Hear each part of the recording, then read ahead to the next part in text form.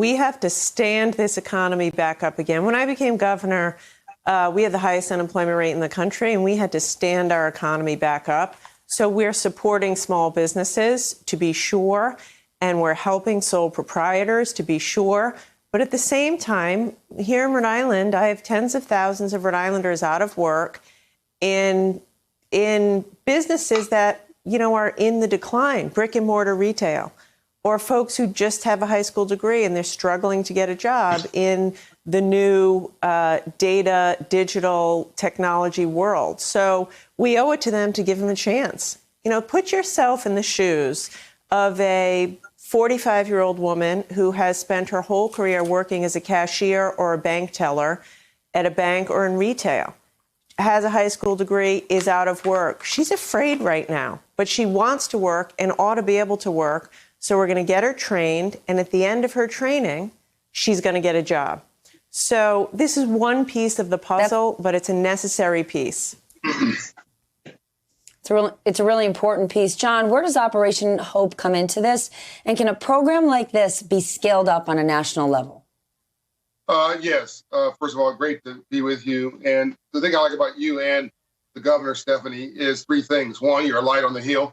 Really important now. The Bible says, where there's no vision, the people perish. Dr. King did not say, I have a dream that GDP will grow by 2% a year. He had a vision for us. Number two, she's not afraid to work. She's not afraid to work. She's rolling her sleeves up, calling CEOs, saying, I need you to do X, Y, Z. This is good for you. It's good for the state. It's enlightened self-interest. Three, she's not just a PhD. She's a PhD too. Those are three things that you both have in common, and we need more of that in this country. We are doing financial wraparound service for people who are in desperate need of a private bank, but would never get one because people are like, I get one and I don't need it. You and I don't need it. We have a mobile phone. But people, working families with a high school education and a lot of chutzpah, a lot of energy, need financial coaching because they got too much month at the end of their money. They can't focus on the work. They can't focus on the job. They can't focus on the job training because they're trying to track down and chase the light bill to make sure that the lights don't go off. So this program wraps around an elegant way of all the pieces that are needed to allow the worker to focus and allow the employer to train up. Everybody's good at what they do in this partnership, and that's why I think it works so well. And yes, it can be scalable. I'm in 25 states, 156 locations. Call me the Starbucks of financial inclusion, if you will. We're not giving you a financial literacy brochure, Stephanie. We're calling your creditor and working out a payment arrangement. We're writing the credit bureau to get that error off your credit report so we can pop your credit score point, which then increases your confidence and your optionality. So yes, it's workable, it's doable, and it's scalable. Everybody should be watching what this governor is doing, and I think modeling it and rooting for her, because she's got a model for the state. I mean, most of her people are high school educated with some, unfortunately, skills of the past. If she can do this, and she will, she's already done parts of it, and scale it, then the rest of the nation can see a fuse being lit for their economy.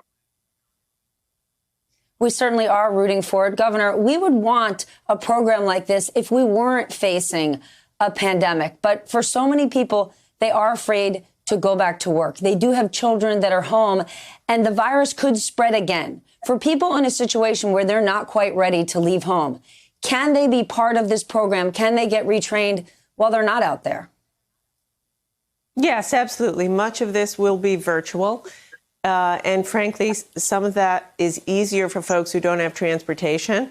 But I would say this, Stephanie, we can't rest in fear. We have to be smart. We have to manage risk. Here in Rhode Island, we are doing that. We're managing risk. We're social distancing. We're testing. So I would say to be smart and be targeted and be thoughtful. Don't rest in fear. But certainly in this instance, that much of it will be virtual, and we're not going to force folks to do anything that's outside of their comfort level. But we're going to make it safe. We need to get people back to work in Rhode Island and all over the country. And the other thing about this initiative is this isn't just a government thing. Every CEO in America should be asking themselves, what can I do to help Americans' economy recover? And this sort of initiative is one example. John, parts of the economy are kicking it. They're doing really well. Look at certain areas. The housing market is on fire. Yet we've got 28 million Americans who are renters who could be evicted. You and I, we all know that inequalities and vulnerabilities in our economy have only worsened because of the pandemic. How do you address that? Well, as you know, I wrote a new Marshall Plan, and it almost feels like the governor's read it because she's doing parts of it already. A new Marshall Plan for a new day. We need a short-term solution, which is part of this stimulus package. And if I had to redo stimulus, I would suggest that legislators look at parts of what the governor's done in Rhode Island to reframe and refine the CARE Act, which is, by the way, was very good, but could be even better. We need a short-term plan, and then we need to recognize this, Stephanie, for what it is, a war.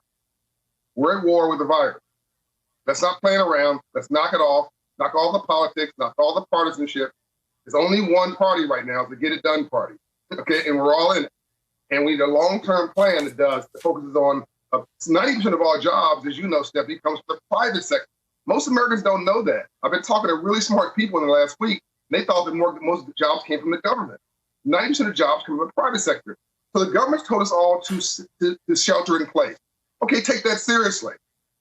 Make sure we do no harm to small business. Do no harm to families. Do no harm to economies as we shelter in place in 2020. Let's admit it. That's what this year's going to be about. And then let's prepare the private sector to rock it and hold them accountable. If we helped you now, you got to help us later. For them to rock it in 2021 with a scaling up of GDP and jobs. And I won't go through the details of the plan. People can look up a line, but you're talking about apprenticeships at scale, internships at scale, K through college as a new norm. We cannot have half this country or more with a high school education expect to be a leading country for the world in the future. Financial literacy for all, access to capital and opportunity for all, for these small businesses to rise again, et cetera, et cetera, et cetera. There's something for all of us to do, Steph. We all have to be a light on the hill. And again, what the governor's doing is not just a program, it's hope. It's hope made real. Governor, we all have to be aligned and we have to work to make all of this a reality. But you've got people in your state, and we're seeing it across the country, who aren't fighting for their right to thrive. They're fighting for their right to party, literally party. How are you handling the fact that you've got people in your own state who are putting themselves and their whole communities at risk, going back to crowded areas and house parties where we're seeing spikes in the virus again? It is so frustrating, Stephanie. As I've said, their refusal to follow the rules and have big parties on boats in their backyards, by their pools, is literally, making it harder for us to put people back to work and get kids back to school.